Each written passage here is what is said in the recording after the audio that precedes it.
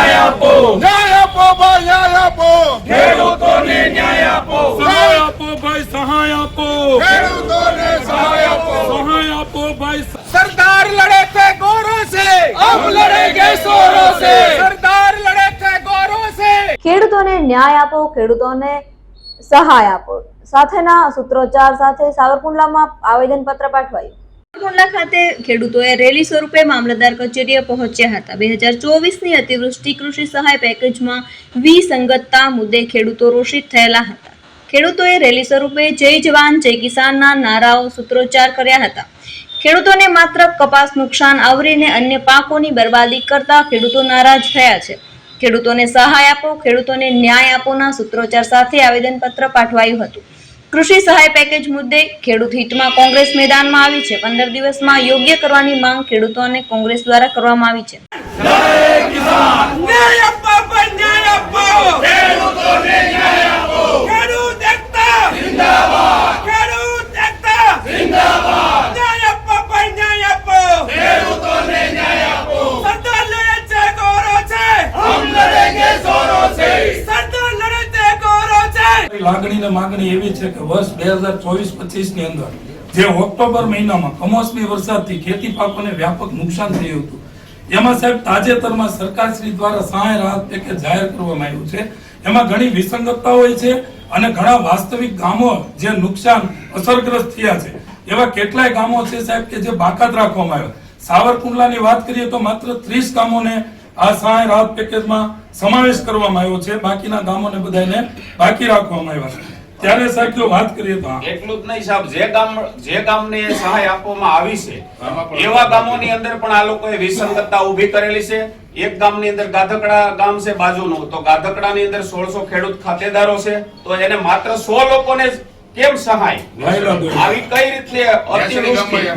આવું બધા જ ગામની અંદર આવું બનેલું છે। બધા ગામ જે 30 ગામ લીધા છે જેનો અતિવૃષ્ટિમાં સમાવેશ 24 માં કર્યો છે, એવા ગામોની અંદર સિલેક્શન કરેલું છે। તો આ કુંડલા અને લીલિયા તાલુકાના થઈ અને 70 ગામને બાકાત કર્યા છે। તો એક ગામને સહાય ચૂકવવાની, બાજુના 3 ગામને નહીં, ફરીથી એક ગામને ચૂકવવાની, બાજુના 3 ગામને નહીં, આવી કેવી વિસંગતતા? જોવો સાહેબ, અમારે ફરતા ગામ જાબાઈમાં આવી, લુવારામાં આવ્યું, ગાધકડામાં આવ્યું અને રામગઢ રામગઢ તો કેમ બાકાત વચ્ચે? પછી બીજું કે તાજેતરમાં જ વન્ય વિભાગે ખેડૂતોને ગ્રામ પંચાયતને બધીને પત્ર પાઠવા છે કે સિંહ દીપડા અથવા રોજ ભૂંડ એનું તમે મારણ થાય શોર્ટ સર્કિટ તો એમનું જવાબદારી ખેડૂતોની રહેશે, એમાં કલમ ટાકેલી છે। તો એવોને પણ અમારી રજૂઆત છે કે જેમ અમને રેવન્યુ વિભાગે જમીન ફાળવી છે અને અમે વાવી ખાઈએ છીએ, એમ એમને પણ સરકારે વન વિભાગ ફાળવેલું છે। તો એમના જનાવરો છે એમની હદમાં રાખે અને ઈ ખેડૂતોને જે ત્રાસ આપે છે, હાવ ગુજરાતીમાં સ્પષ્ટ કહું છું, જ્યારે મારા ખેડૂતોએ જો ત્રિકમ પાવડો અને હથિયાર કાંઈ ઉપાડી લીધું ને તો બહુ અઘરું આવતા સમયમાં થાય। એટલે ઈ જે ત્રાસ ખેડૂતોને આપે છે એ ત્રાસમાંથી ખેડૂતોને મુક્ત કરે અને એમના જે રમકડા છે, માણસ કરતા જનાવરની કિંમત વધારે હોય। એક ભેંસ મરી જાય તો 14,000 રૂપિયા ખેડૂતોને ચૂકવે, એક માણસ મરી જાય તો એ લોકો 5 લાખ રૂપિયા ચૂકવે।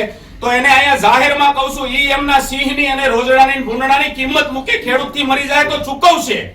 ઈ હાવ એનું આકે એમ નહીં હાલવા દઈએ। અને જ્યારે મારા ખેડૂતોએ જો હાથમાં એનો ખેતીનો ઓજાર લઈ લીધો તો આ લોકોને રહેવું મુસીબત થઈ જાય। એને તાજેતરમાં જ હમણાં હાથરસની અંદર 2 કેસ બન્યા છે, 50,000 રૂપિયા દંડ લીધો અને મારા ખેડૂતને રાત્રે 24 કલાક પોલીસ સ્ટેશનમાં રાખ્યા છે। એટલે ઈ લોકોની જે સહાય પેકેજને કારણે તમે ખેડૂતોને લઈને આવેદનપત્ર પાઠવ્યું, શું કહેશો? અને વન વિભાગનું પણ હવે આવેદનપત્ર એ માટે પાઠવું છે પ્રાંત સાહેબ શ્રીને કે 2024માં અતિવૃષ્ટિ થઈ ઓક્ટોબરમાં, જેની અંદર ખેડૂતોને પાકમાં બધા જ પાકમાં નુકસાન થયું હતું। તલ, સિંગ, કપાસ, બાજરી બધા જ પાકોની અંદર નુકસાન થયેલું હોય, પણ માત્ર ને માત્ર કપાસનું એક જ અતિવૃષ્ટિમાં નુકસાન થયું હોય એવું જાહેર કર્યું સરકારે। અને એવું પણ કહ્યું છે કે 117 ગામ છે લીલિયા સાવરકુંડલાના, જેની અંદર માત્ર 47 ગામને સહાય કરી છે। અને એ 47 ગામની અંદર પણ એવું કરવામાં આવ્યું છે કે 10, 20, 30% ખેડૂતોના નામ આવ્યા છે એમને જ સહાય મળશે। સંપૂર્ણ ગામનું નામ આવ્યું તો સંપૂર્ણ ગામને સહાય ફાળવવામાં નથી આવતી। તો આગામી શું આગામી રણનીતિ એવી છે, અમે આજે પ્રાંત સાહેબ શ્રીને કીધું છે કે તમે 10 દિવસની અંદર રીસર્વે કરો, જે કાંઈ કરવું પડે એ તમારા લેવલથી કરો.